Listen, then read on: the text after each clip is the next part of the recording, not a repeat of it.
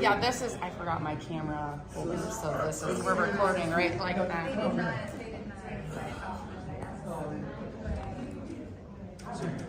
There we go.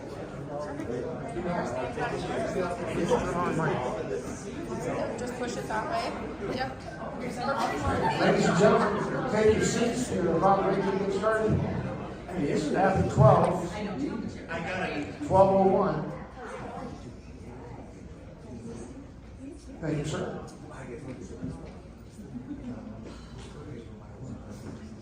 All right, last chance to ask a question. If you have a question, be sure to see one of our folks in the back, and they will get you a card, and you can write it down, and we'll get it going. All right. Well, good afternoon. Thank you for attending the Ankeny Area Chamber of Commerce Legislative Update hosted by our Government Relations Committee. My name is Tom Friedman, and as a member of the committee, I'll be serving as your moderator for today. The Chamber has hosted legislative events for over 20 years, and we continue to be fortunate that our elected officials are available to us in this dialogue. We look forward to hearing from Representative Heather Matson, Representative Molly Buck, Representative Bill Gustav, Senator Nate Bolton, and Senator Mike Buswell. Thank you all for coming. The Ankeny Chamber and our committee host these events for the purposes of informing and educating Ankeny Area Chamber members and residents of our community regarding political issues facing or of interest to the community. It is also an opportunity for you to have one-on-one conversations with your elected officials following the session. This update will follow the act of civility. Civility is the act of showing regard for others by being polite. Civility comes from the Latin word civilis, meaning relating to public life, benefiting a citizen. In other words, be friendly and nice to everybody, please. The format for this update is we will start with an update from our mayor and Polk County supervisor. Following these updates, individual questions will be taken from the audience or ones we have prepared. If you have a question, index cards in the back. Our folks back there will be happy to hand those to you. I'll share as many questions as with our panel as time permits before we conclude precisely at 1 o'clock. All questions will be shared via email to our elected officials following the debate. We are also recording this session and posting it to the event page on the Ankeny Area Chamber of Commerce Facebook page following the event. We ask that the recording be used in its entirety if you share it with others. I would like to thank our sponsors of today's event, as noted on the screen in front of us. Our Legislative Update Series presenting sponsor is Veridian Credit Union, with today's Legislative Update sponsor being Snyder and Associates. Thank you to our sponsors.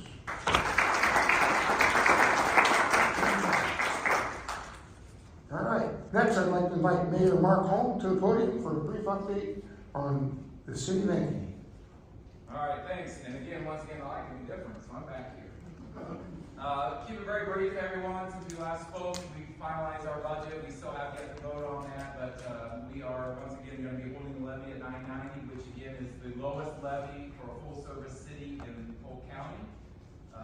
We're very proud of that. Years of holding that and contained within that budget are additional employees and a creation of a fire station number 4, which I apologize, Mother Nature didn't allow us to cut a ribbon on it. We want to welcome everybody when we did the groundbreaking.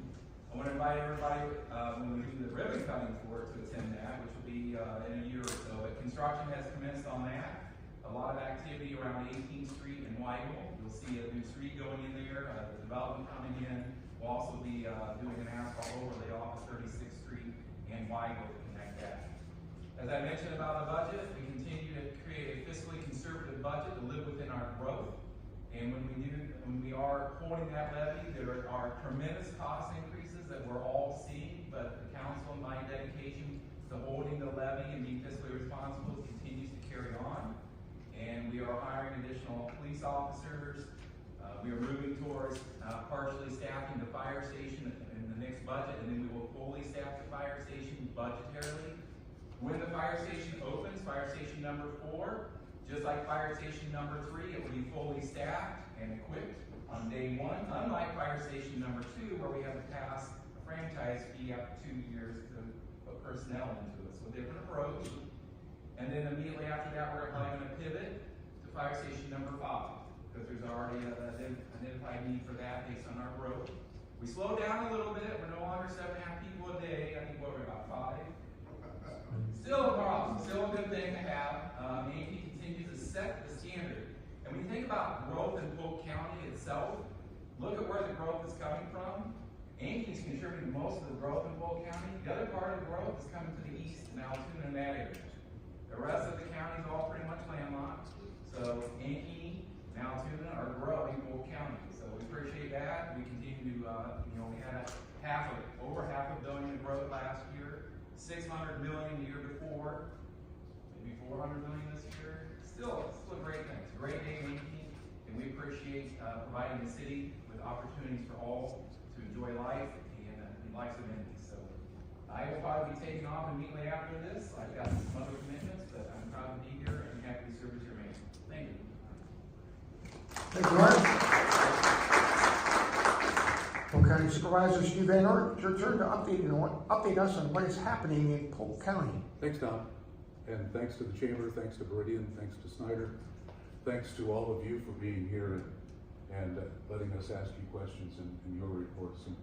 And again, I'm so happy that and proud that you all work with us at Polk County in helping us move our initiatives forward, and working together is so vitally important for all of us. And I think there's a great cooperative spirit between our legislators, the county, and the cities that we all represent in moving forward, as the mayor commented. Our budget is set and ready to be certified in the coming week or 2 weeks. Our budget this year is $377 million. Some of the new things that we're funding this year, some of the new initiatives, one is continued investment in Sleepy Hollow Sports Park. Our Polk County Conservation and the Polk County Conservation Board voted to buy Sleepy Hollow. It's down by the fairgrounds. And mark Memorial Day on your calendar, because we are installing a Snowflex tubing, and we'll be able to tube down the hill without snow. I don't know what they do, but come and see. And then we'll begin to look at this winter snow operations. We will have to, and we anticipate having to replace the ski lift and the snowmaking machine there. I think having Sleepy Hollow Sports Park, it makes our Polk County Conservation and the amenities for our citizens year-round, and giving it the flexibility, having Jester Park and having Sleepy Hollow, I think some real great amenities. One of the other things that we've incorporated in our new funding, and we'll be asking the cities that are in Polk County to help, and the schools to help, is a public safety investment to improve communications within the schools, for which Polk County provides school resource officers. We're finding that the schools' buildings are getting larger, and when you're inside those buildings with a handheld radio, police officers, the communication is not as good as it should be. So installing amplifiers, working with the police and our dispatch as well to be able to communicate.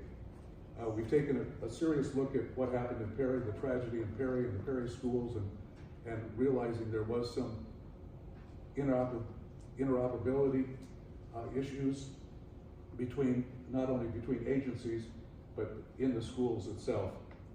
The last thing I want to touch on is a new community initiative that we'll be starting in the next few months, opening and operating a resource center at 1900 and 1914 Carpenter Avenue, just off of University, across from Polk County Department of Health and Emergency Management. The west half of the building will accommodate psychiatric urgent care in cooperation with Broadlawns, a 24-hour crisis observation center, and a sobering center. The real purpose of this is to be able to divert individuals' mental health issues, behavioral health issues, if they're not in a position where they have to be taken to a jail or taken to an emergency room, they can come to this observation center. There are trained professionals. There's a nurse practitioner, there is a social worker, there's an EMT that can help those people, bring them back, bring them down, without having to go to jail. And by the way, when you go to jail, you can't take your meds with you. And we'll be able to work with them, Sobering Center as well, and that'll be opening up in the next few months. Just some of the initiatives that we're doing.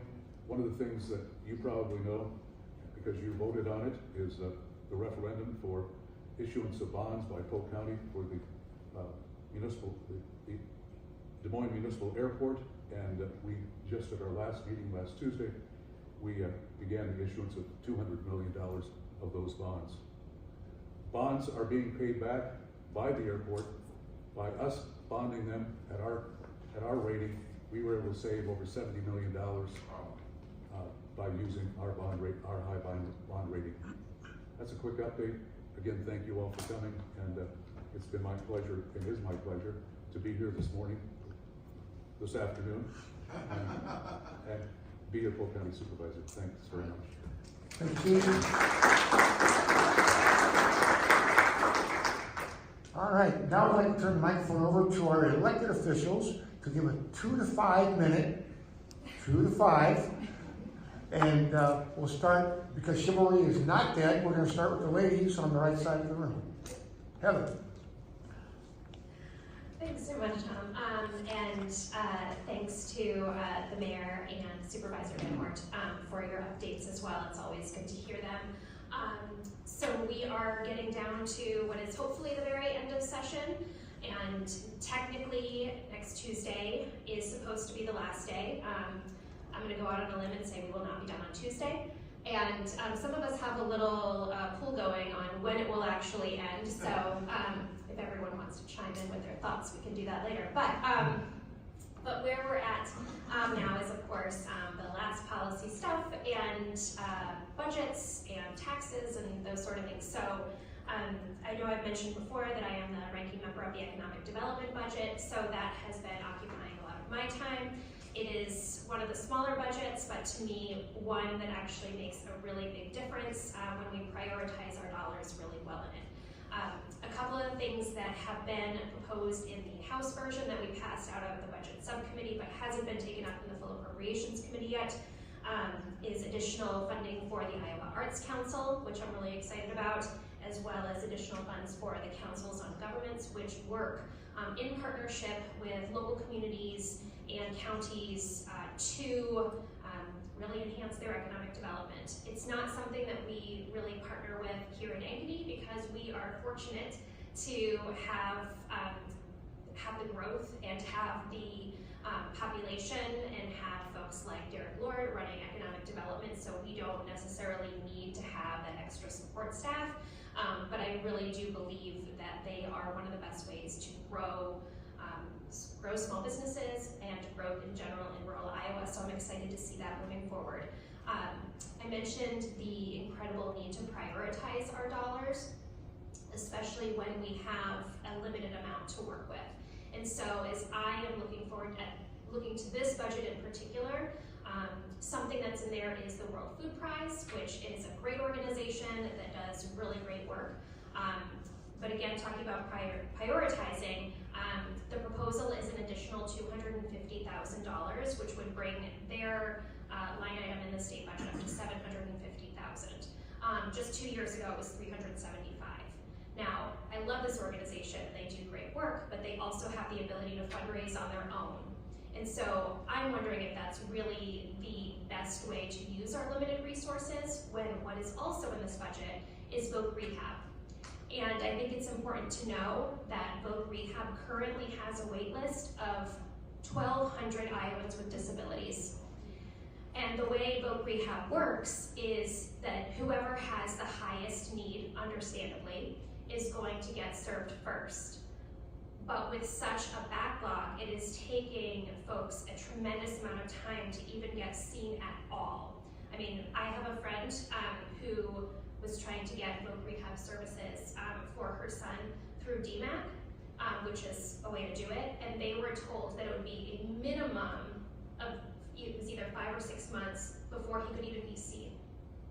And so when we have a budget where a small amount of money can make a big impact, I think we need to focus it where it will make that big impact. And so I'm trying to get answers from Iowa Workforce Development on what we can actually do to make a bigger difference. So in voc rehab specifically. So that's what's on my agenda, and then also serve on the full appropriations committee. So we'll look forward to the rest of the budgets moving forward. Thank you. Thank you, Heather. Molly, you're next. Thank you, and thank you to everyone for being here. It's so nice to be able to come and see members of the community and all the support. So thank you for coming out today. I am Molly Buckser, District 41. I'm on education, environmental protection, economic growth and technology, and labor and workforce for policy committees, but I am on the education appropriations committee, and so education budget is what is occupying most of my time right now. And when we talk about the education budget, one thing I think we have to really think about is when we talk to business leaders in all over Iowa, the #1 problem they say that is facing them right now is workforce and a shortage of skilled workers, and they can't find enough skilled workers to expand their businesses. So when we're looking at the budget for education and for educational appropriations, I think one of the things that I'm really focused on is making sure that our public universities are adequately funded. Really, for over a decade, our universities have been underfunded, and then tuition goes up, and it's shifting that financial burden to Iowa students and families. And when those tuitions go up every year, it makes it really hard for people to plan for what their college is going to cost them. So I'd really like to make sure that those line items in our budget are appropriately financed. Our public universities, our general operating appropriations for those have decreased 46.6% over the last decade. And we were actually have less funding now than we did in 2016. So I would really, that's one of my top priorities when we talk about stretching those budgets and making sure that we have the skilled workforce that Iowa needs. So that's really what's been taking up a lot of my time. Our House numbers are different than the Senate numbers. The Senate numbers are different than the governor's numbers, and so just looking forward to hitting that next week and seeing if we can get some things hammered out. Thank you. Bill. Thank you for having us here today. Thank you to the Mayor and Supervisor Vano for speaking, the sponsors, and the Chamber for doing this. Thank you. It's one of my favorite forums to come to, so you do civility very well here. So yeah, the budget's the focus. I won't repeat everything here. I probably won't even need barely more than 2 minutes to cover an opening, but we're watching the spending. We're trying to fund priorities, juggle what those priorities are, trying to protect the taxpayer process. And there's a final push on bills that are out there. So I have some, for example, in the Senate that I'm following up on, and bills that are still live, and some of those are like farmer taxes. We're trying to fix what I think was an oversight now when we exempted farmer retirement income from taxes. Their rental income is retirement income. If you put that into an LLC, for example, or a trust, a lot of the work that I do, suddenly use your income tax, even though it's the same taxpayer, the same tax form you're filing in the end, and the same income. So trying to fix that one, I'm optimistic that's still going to pass as one of the bills in the Senate. We've talked here earlier, I get geeky on this stuff, right? Because I get that geeky lawyer stuff. Senate File 295, the guardianship conservatorship, the governor signed it. So that was as I mentioned to you previously, that was a 6 or 7 year fight that I got tasked with, and we got through both chambers unanimously. So that was, to me, that feels like a chest thumping accomplishment. And I was looking at it, just felt busy. It's slowed somewhat for me, but I was looking at bill managers and floor managers, and somebody was asking about that at a thing I spoke at this week to some youth. I said, typically as a freshman legislator, you're going to get maybe 4, 8, 9 bills to manage. I felt pretty busy and I went and looked at that, and yes, I had 29 bills that I was floor manager of this session, this General Assembly. Outdone only by Brian Losey at 38 of them. Now some of it I have a little dagger pin I wear sometimes, because sometimes it's not just moving running a bill, it's stopping bad bills. So I may have been floor manager of 29 bills. We didn't run those 29 bills. We cut through them or fixed them or merged them. But so it was busy. I'm looking forward to slowing down a bit, but getting the budget done. My odds are I don't think we're going to adjourn. It's going to be a long one to get through Saturday adjournment, or we'll be into the next week. That's my prediction on the polls. Thank you. Thank you. Nate, you're next. Well, thank you, and I'll use some of my 2 minutes to do an introduction. This is the first one of these that I've been able to attend. I appreciate the invitation.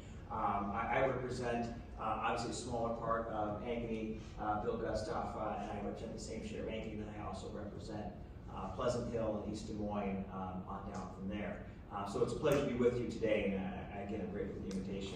I am in my 2nd term as an Iowa State Senator. I live in East Des Moines with my wife Andrea. Andrea is a conservation nonprofit director for trails and green spaces.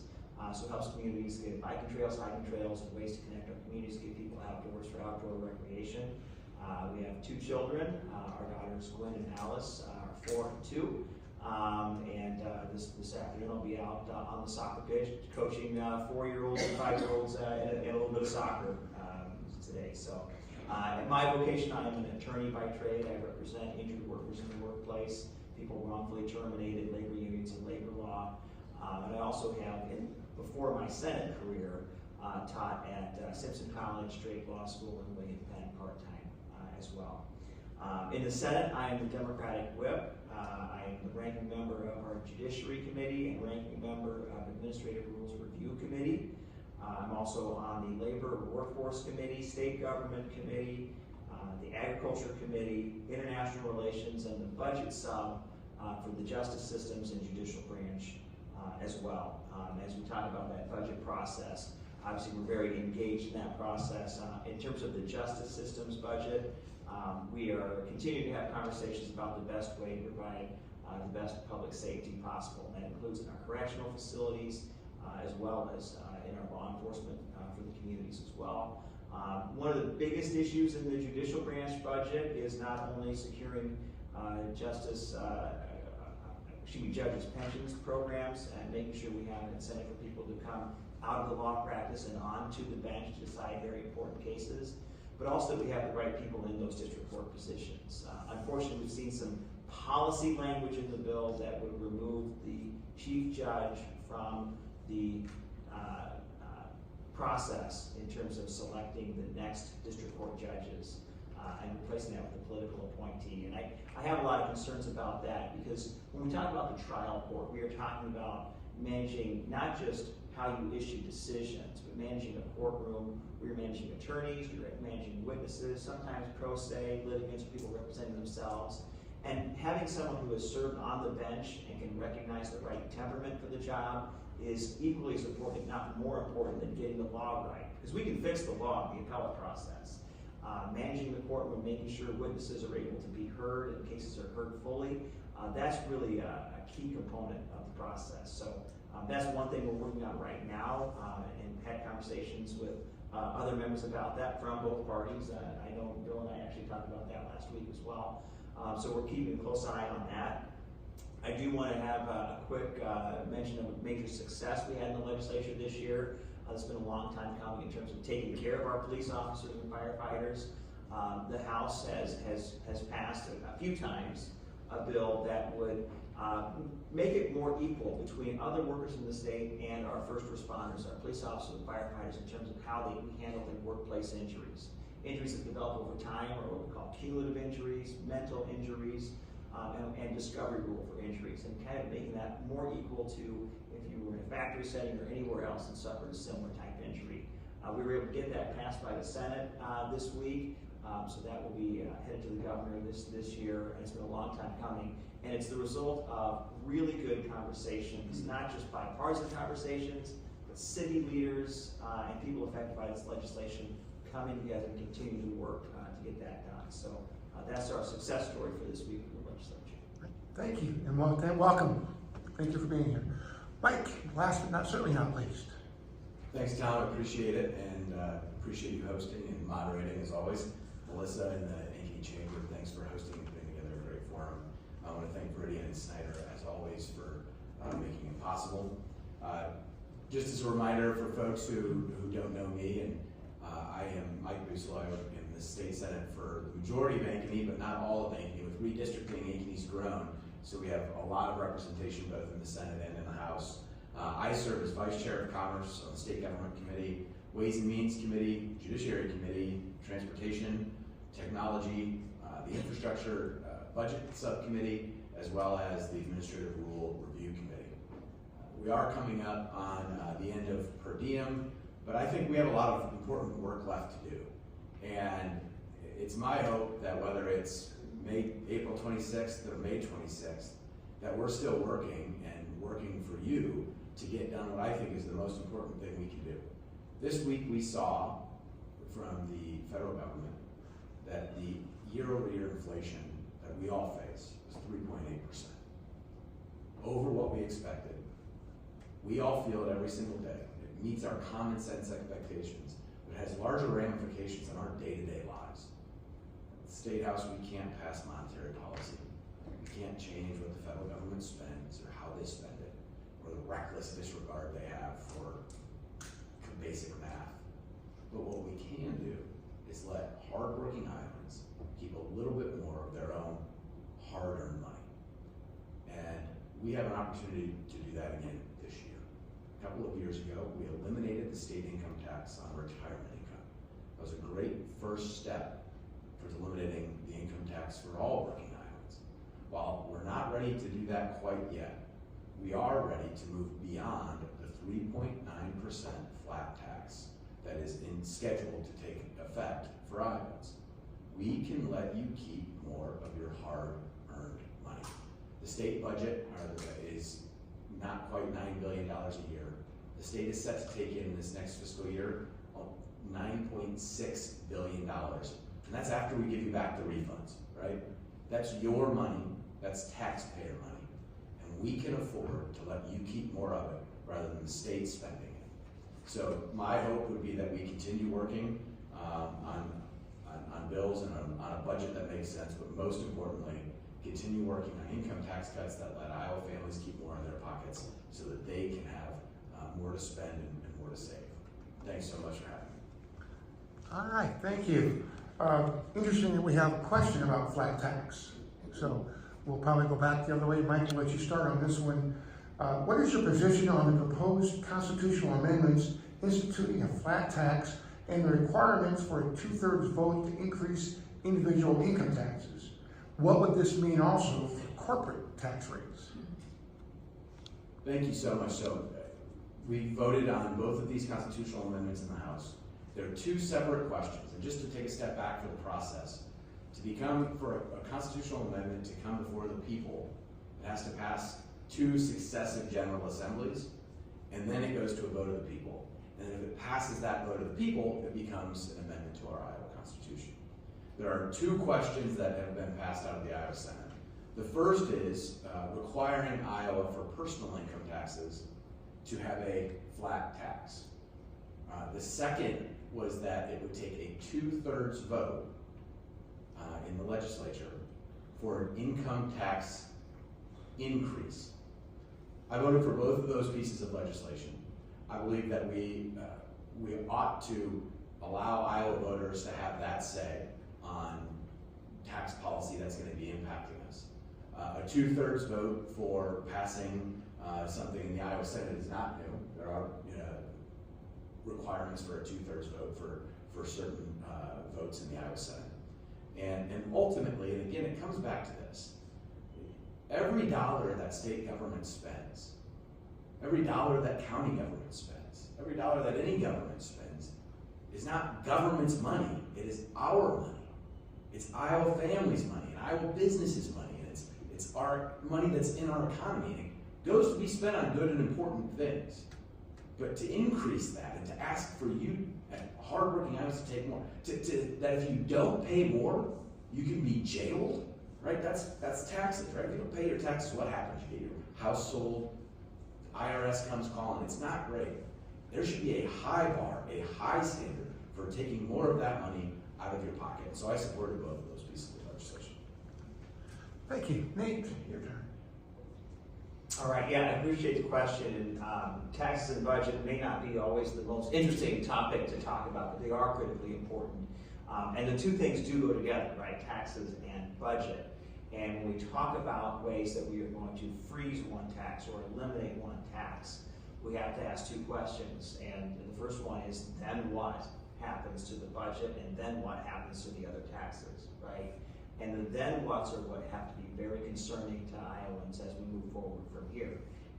You know, it sounds really good to freeze your taxes. It sounds really good to have a flat tax in place where everybody pays the same rate of taxation.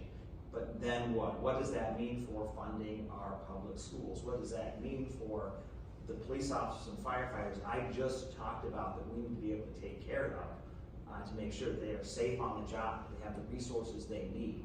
And when the costs of things change and inflation happens, whether it's now or 20 years down in the future, to be permanently moored to a static situation for right now can be very concerning for what that means down the road. So when we talk about eliminating one tax, when we talk about changes to that tax policy having to have a 2/3 threshold, now we've made it really hard for the state to be able to adjust to the needs and times, including making sure the tax system is as fair as possible.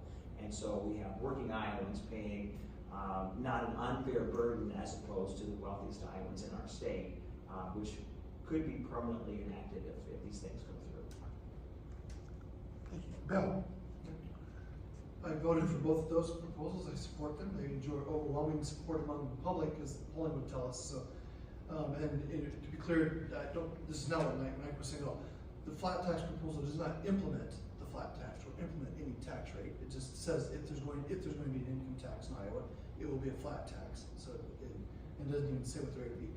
And then the 2/3 vote, Mike alluded to this. I mean, governor's appointments, veto overrides. Those are a couple things that already require 2/3 in the Senate at least. So it's not unheard of. And we would not be the first state to do this.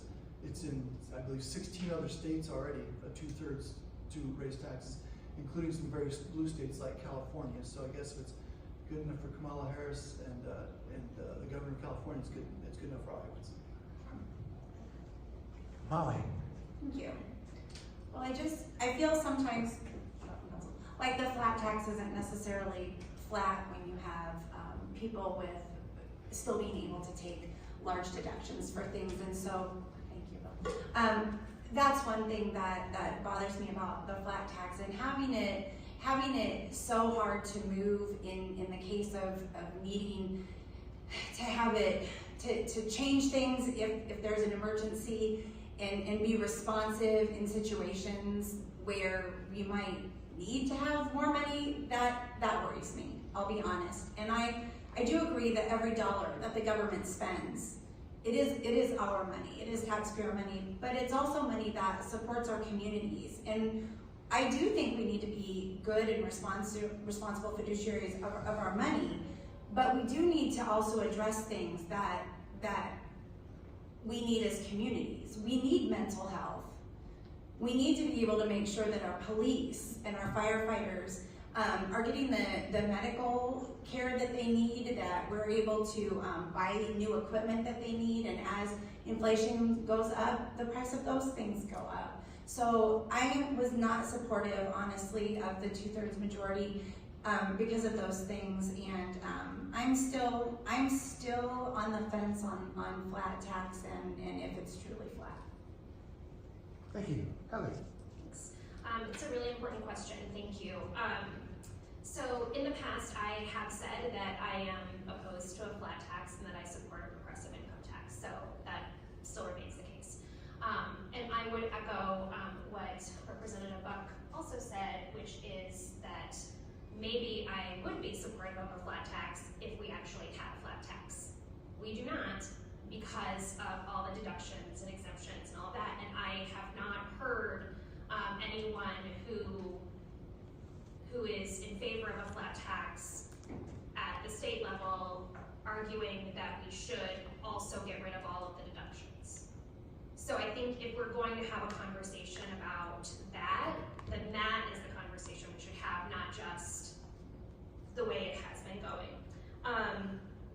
And I want to echo also what Senator Bolden said, what Nate said about the what comes next, because I think that is absolutely critical for any conversation when we're talking about tax policy or appropriations. And what I have said before, and I believe still to be true, is that if you continue to cut the income tax or any other taxes and still remain committed to, or saying that you remain committed to funding the things that we fund, whether it's public safety, corrections, schools, mental health, foster care, I mean, the list goes on.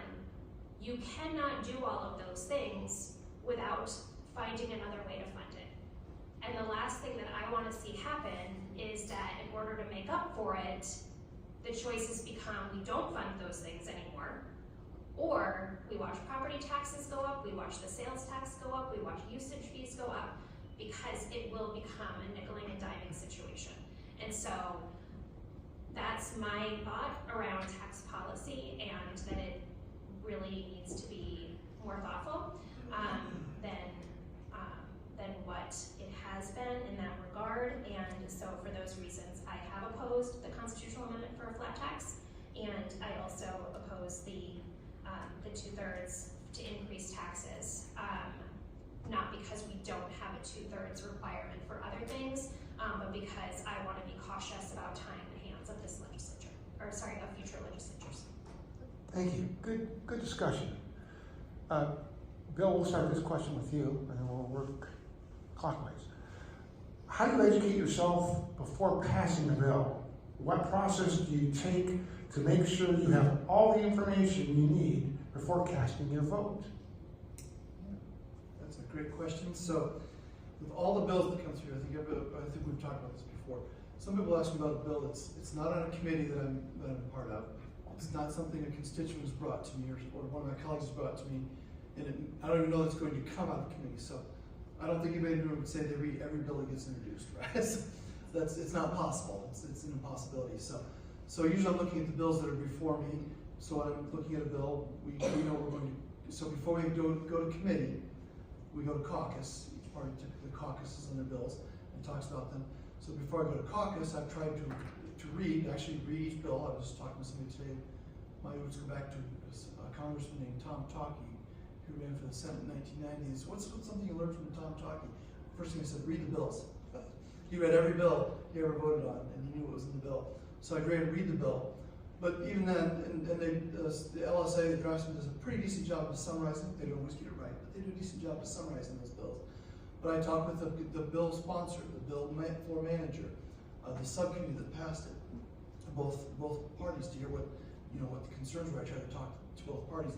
And I do rely heavily on the lobby on this sort of thing. Or if there's a constituent or somebody has specific knowledge, I rely on them. The emails are helpful on a lot of those cases. But the lobby gets a bad rap sometimes, but I find our lobby, whether they agree with me or don't agree with me, typically tend to be pretty honest folks, and will tell me, I'll even put them on the spot, they'll say, oh, it's good because this, and this. Okay, what's the bad?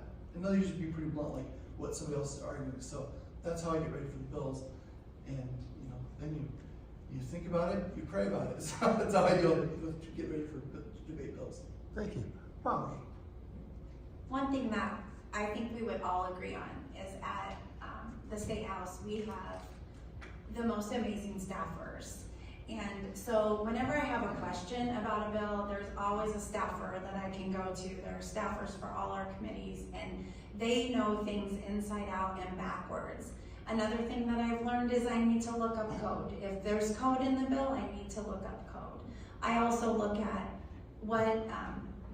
who is registered in favor of a bill, who's registered opposed to a bill. I can always ask those people, I see that you're registered, they're lobbyists, I see that you're registered in favor of this. Why are you in favor? I see that you're registered opposed. I also find talking to the floor manager or people running the bill is very helpful. And then, as Bill mentioned, caucus. Caucus is a lively time where we all get together and we talk about the bills that we're gonna vote on. The one thing that I will say has been tremendously helpful is being able to really count on the wealth of knowledge in our caucus. People come in, they are well informed, they are able to talk us through bills in a wonderful way. And I will say one final thing is, before we leave caucus, our leader always says to us, vote your conscience, vote your district. And I have found that a clear conscience makes a soft pillow, and so I really try hard to make sure that I am representing my constituents. I read my emails, I answer my emails, and I try very hard to represent the citizens of this town. Thank you. Heather, you next. Well, I think I would basically just echo everything that Molly said. Same sort of stuff and some of the things that Bill said as well. It's talking to as many people as possible, reading as much as you possibly can, knowing that it is impossible to read every single bill in its entirety, and relying on the wealth of knowledge around us, because it is impossible to be an expert on everything. So, and I think I would just add to focusing on what I hear from constituents, saying read every email, trying really hard to make sure I respond to every email, and when I am truly up in the air on a bill, I will default to what I hear the most from my constituents on that particular bill, because that's why I'm here. Mike. You know, it's reading, and I'm an attorney. I think a few of us are up here by training, and so it's reading not only the bill but the code, and even sometimes administrative rules that are associated with it, with how that's been implemented in the past. You know, I think we all sort of, it sounds like, have very similar approaches. It's reading the bill and listening to people. That might be listening to your colleagues who are sponsoring the bill or work on the committee or have expertise in something that the bill impacts, like raising livestock or whatever it might be. Also listening to constituents and listening to Iowans, right? I mean, Ankeny might not have a huge livestock industry, but there'll be people who reach out or who you trust, who you know are involved in that throughout the state. And so you want to get their take on it. And oftentimes they're not plugged in at the Capitol, so they give you a very unvarnished and honest sort of, here's how it's going to impact us, or here's why I don't care, you know, and that matters too. And then finally, you know, you make sure that what you're doing is lining up with your values and the values that our voters elected us to bring to that Capitol for our community, and that it makes sense. I mean, that's the final sort of, I think for me, pressure check is, okay, all of that checks, but does this really, you know, that step back, does this really make sense for who I am, what I believe in, and what we're supposed to be doing at the Capitol? Thank you. Nate. What a great question to be last on, as we might how we do this. But you know, there's an overused phrase at the State House, particularly applies to new legislators, and that is you're trying to drink water from a fire hose. We've all heard that over and over again up here. But it is true. Like, you have to just figure out, you've got so much information coming at you all the time. How do you make sense of it, and how do you break it down? And you've heard some really, really good ways to do that. You know, first, you know, your primary focuses are on the bills that you have the most influence on, right? So I'm a ranking member on judiciary. I spend a lot of time looking at judiciary bills, determining what senator I'm going to put on the subcommittee to represent the Democratic caucus on that bill is the first step in that process. And then I'm following bills that are moving through committees that are outside of my committee assignments later in the process to see what has advanced. Unless a constituent has reached out to me, and then I'll follow up with the ranking member, the committee chair on that committee about that specific piece of legislation. And then we're always trying to do what's best for Iowans, what's best for South Ankeny, what's best for our communities that we represent. But no, I mean, in all seriousness, we want to do the best thing for our constituents and for our state. And so we look at that with that perspective. One thing I will mention that's a little bit different from the discussion you've heard is this seems like an opportunity to talk about the best ways to reach us and reach out to us. And I used to always say email was the best. We now get so much email that it is really hard to discern who is actually reaching me from my district, and how can I get back to them? And frankly, if they are a real person or just a entity sending me hundreds of emails on an issue. So I would now rank things like this as the best ways to reach us, where we can have meaningful conversations with you. The advantage of representing an area so close to Des Moines is that coming to the Capitol is also a really good way to interact with us and find times to do that. We want to hear from you. We want to represent you the best we can. Unfortunately, email has become from the best way to probably the worst way because we just get so much of it. Good. Thank you, good insights. Next question, and we'll start with Molly this time. Please state your perspective on mental health services for the state of Iowa. What enhancements have been done this year, or do you anticipate happening this year? Thanks. It's in that process. We have a bill, it's 2673, the Behavioral Health Services Redesign.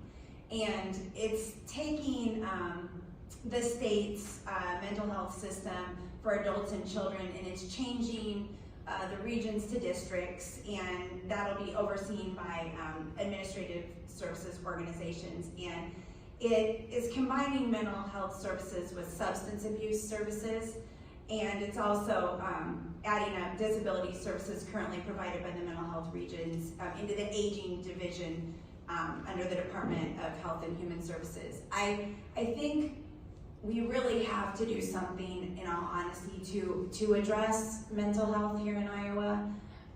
As a teacher, I see a lot more students coming to me with issues, and they need help, and the waits are long, and it takes a long time to get services.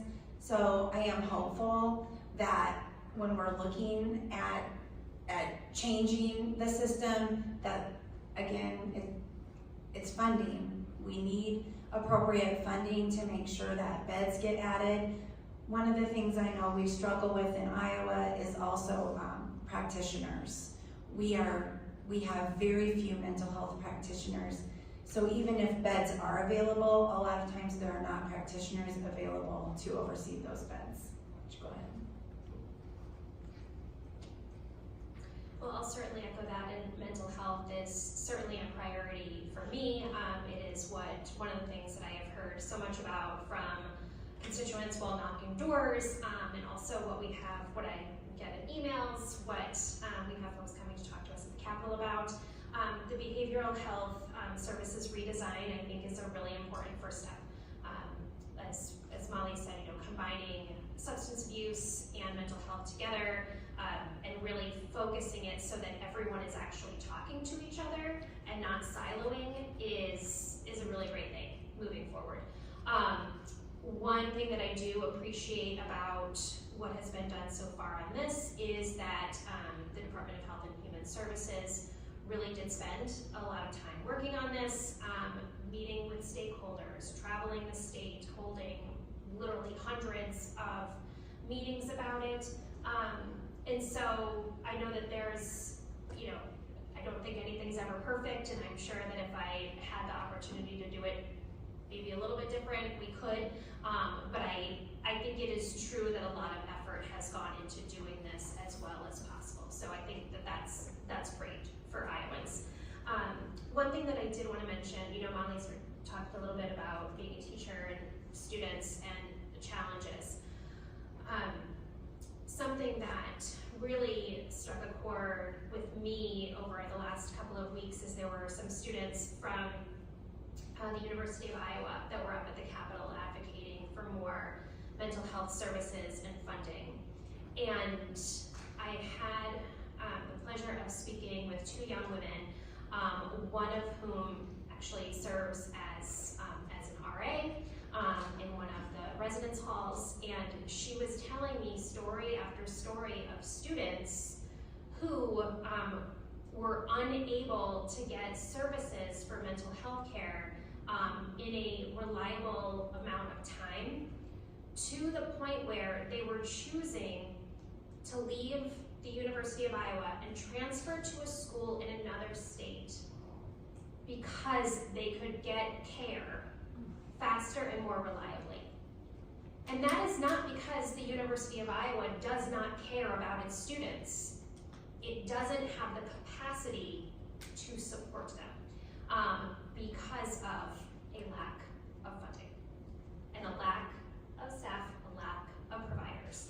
And so I think it's really important that we do talk about that it's not just about the big grand redesigns or just, how much funding in a really, kind of ethereal way, but what is actually happening on the ground. And it was a real gut punch to actually hear that we have students leaving our universities to go to other states with better care.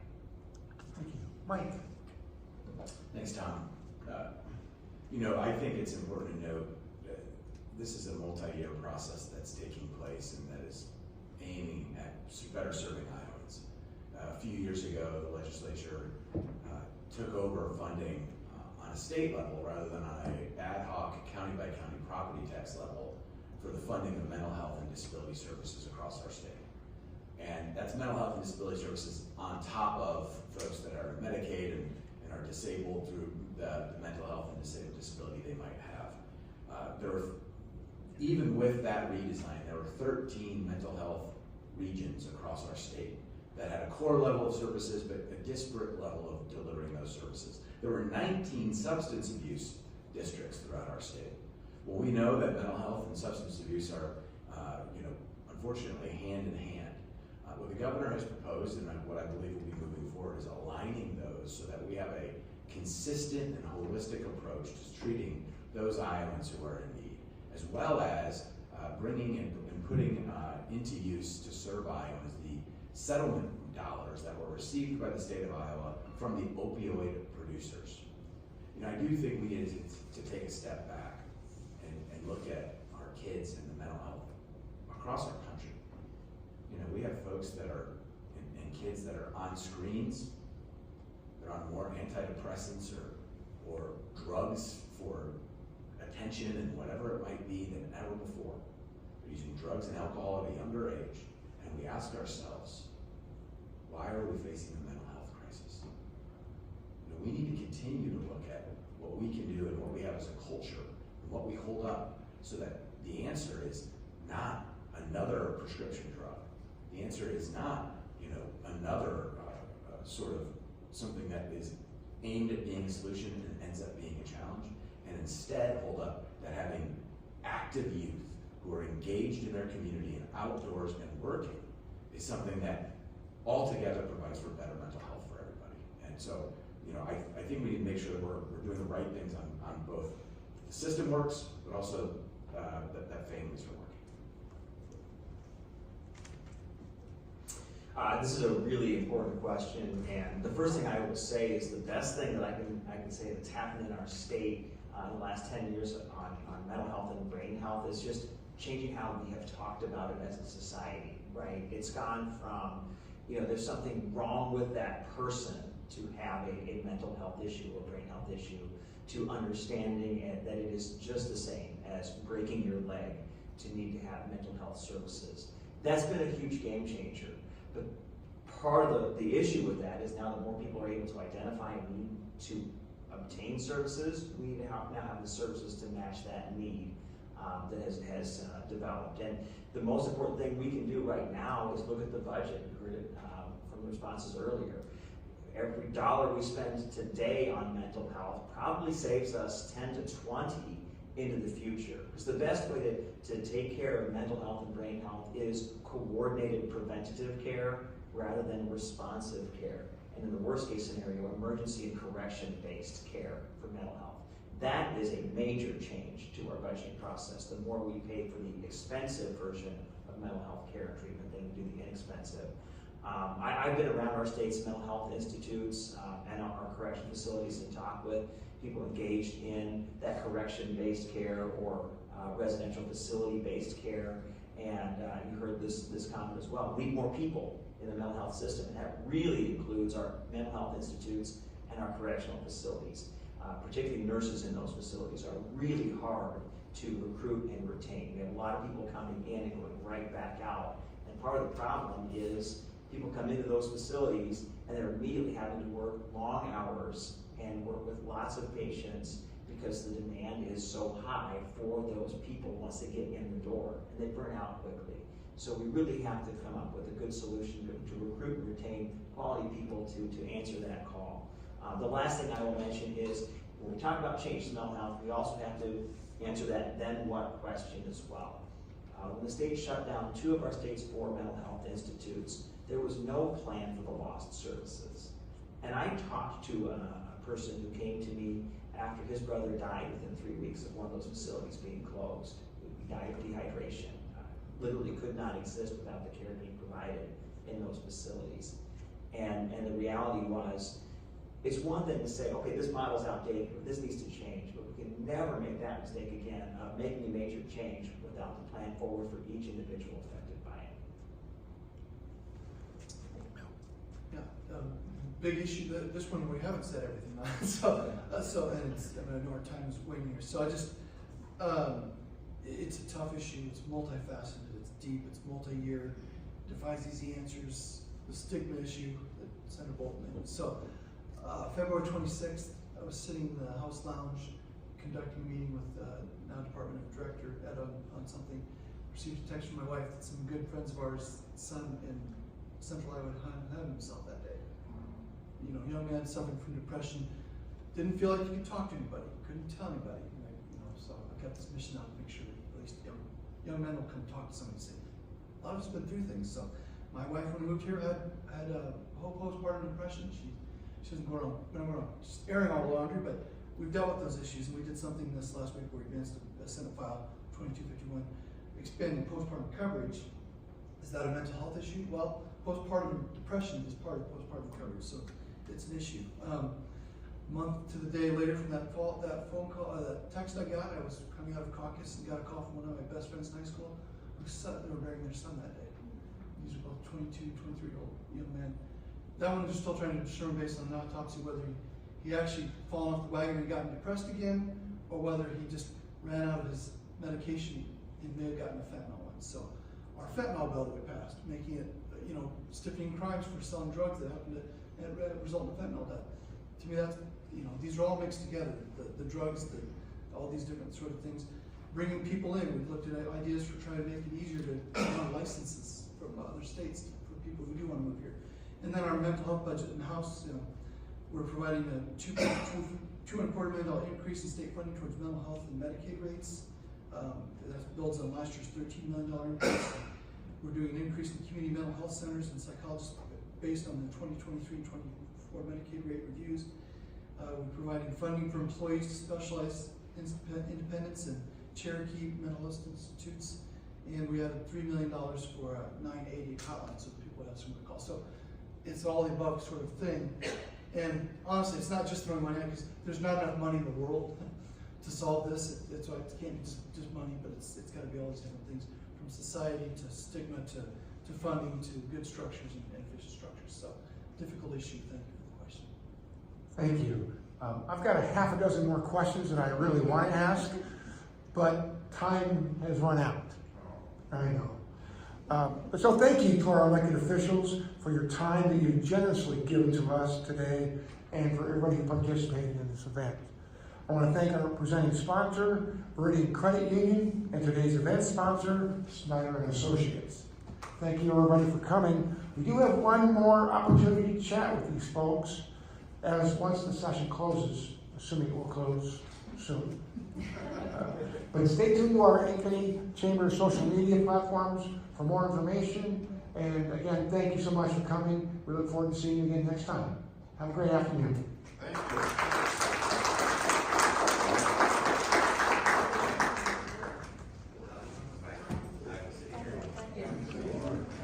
Yes. All right.